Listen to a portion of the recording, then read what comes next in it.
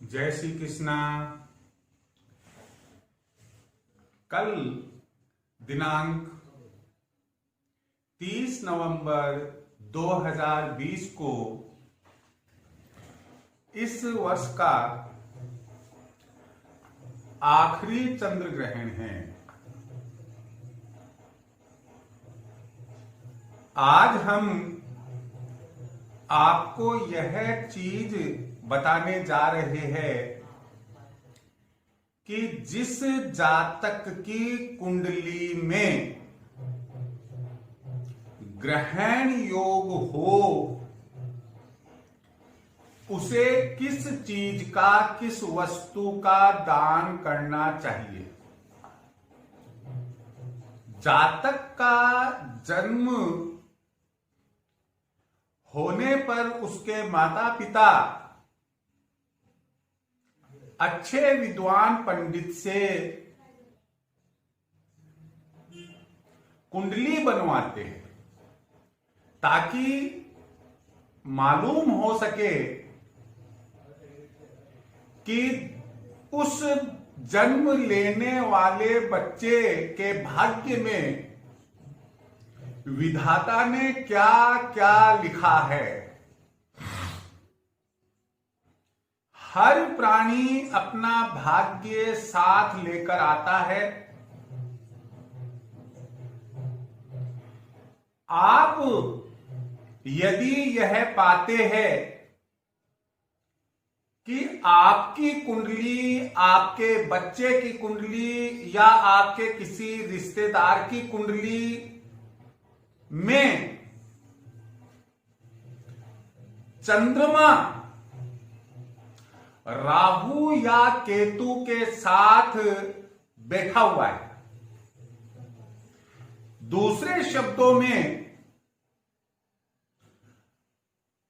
चंद्रमा और राहु या चंद्रमा और केतु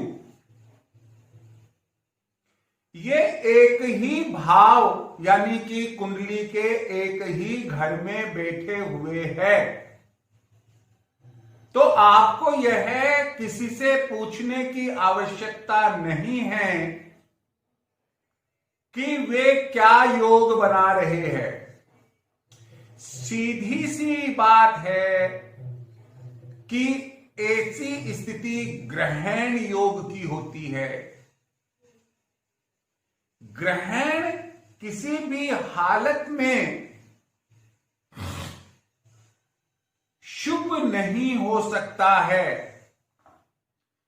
बहुत अशुभ होता है।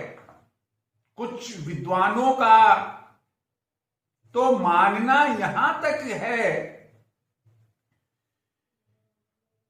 कि ग्रहण योग से बुरा कोई योग कुंडली नहीं बनाती है। हर दृष्टि से जातक परेशान रहता है। आर्थिक दृष्टि, स्वास्थ्य की दृष्टि, शिक्षा की दृष्टि, व्यवसाय की दृष्टि, नौकरी की दृष्टि, सामाजिक प्रतिष्ठा की दृष्टि, हर क्षेत्र में उसे कुछ न कुछ परेशानियों का सामना करना पड़ता है। उसका मन और मस्तिष्क अस्थिर रहता है और तो और यह योग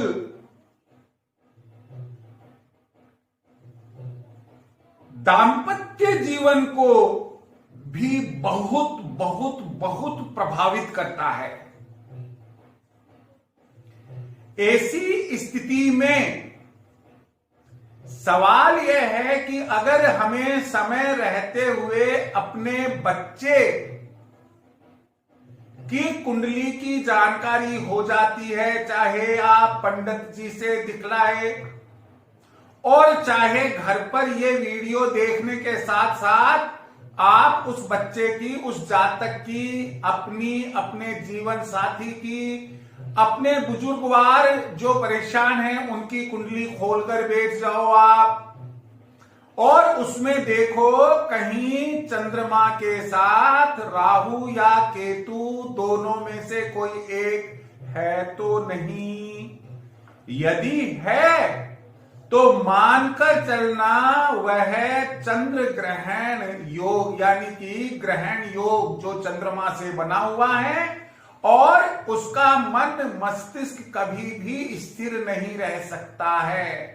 हो सकता है कि युवावस्था में वह डिप्रेशन का शिकार हो जाए, मानसिक विकृति आ जाए, उसमें व्यावसायिक अवनति हो, तो ये बहुत से ऐसे कारण वहां उदय होते हैं।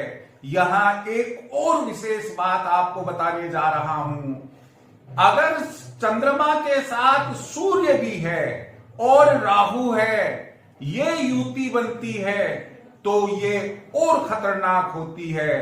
क्यों कि जैसा आप जानते हैं समुद्र मंथन के समय जब अमृत का वितरण मोहिनी रूप में भगवान विष्णु कर रहे थे तो राहु देवताओं की पंक्ति में आकर बैठ गया था और राहु के पास चंद्रमा और सूर्य थे। जैसे ही अमृत पान किया कंठ तक पहुंचा नहीं, चंद्रमा और सूर्य ने शिकायत करी और सुदर्शन चक्र से भगवान विष्णु ने उनका गला काट दिया। तो तब से गले का ऊपर वाला भाग राहु और गले के नीचे वाला जो धड़ है वह केतु, लेकिन ये दोनों चंद्रमा और सूर्य के तब से बैरी यानी कि दुश्मन हो गए। अब यहां अपन मुख्य बिंदु पर आते हैं। मुख्य बिंदु पर आने के पहले एक बात मैं कह देता हूं, अगर आपने मेरे इस चैनल को आज तक सब्सक्राइब नहीं किया है, बेल आइकन नहीं दबाया है, आप अवश्य सब्सक्राइब करें, बेल आइकन दबाएं। और पक्की बात है कि हम जो आपस में यानी कि मैं जो आपको बताता हूं एकदम साधारण शब्दों में सरल लैंग्वेज में आपसे मैं रूबरू होता हूं, इसलिए आप इसे शुरू से अंत तक जरूर देखें। मेरा कोई भी वीडियो हो वो आप शुरू से अंत तक देखें। अब हम आते हैं पुनः कि हमने आपसे कहा कि ऐसी स्थिति में क्या करना चाहिए। आपको चाहिए कि कल यानी कि दिनांक 30 नवंबर 2020 को जो मैंने आपको बताया है पिछले वीडियो में कि दोपहर 1:04 से साय 5:22 तक ग्रहण काल होगा। आप इस चक्कर में ना रहे। मेरा मत है कि ये उपछाया ग्रहण हो, ग्रहण है, उपछाया ग्रहण है, लेकिन ग्रहण शब्द अपने आप में अशुभ है।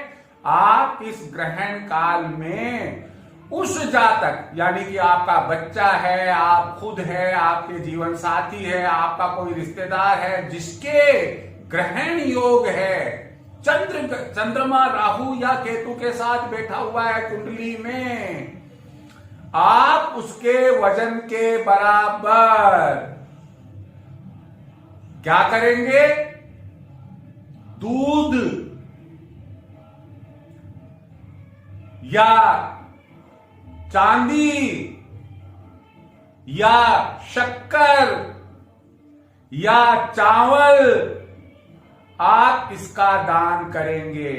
जैसे बच्चा छोटा है और वो 11 किलो का है तो आप 11 किलो दूध का उसके वजन के बराबर दूध लेकर, आप शक्कर लेकर, आप चावल लेकर, कोई भी एक चीज लेकर उसके वजन के बराबर दान कर दे।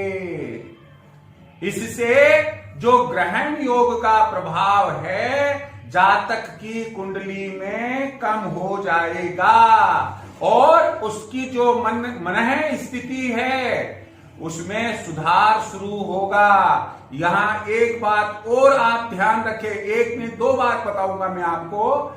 एक तो अगर ग्रहण योग के साथ काल सर्प योग भी कुंडली में बना हुआ है, तो यह और भी उस जातक के लिए खतरनाक है।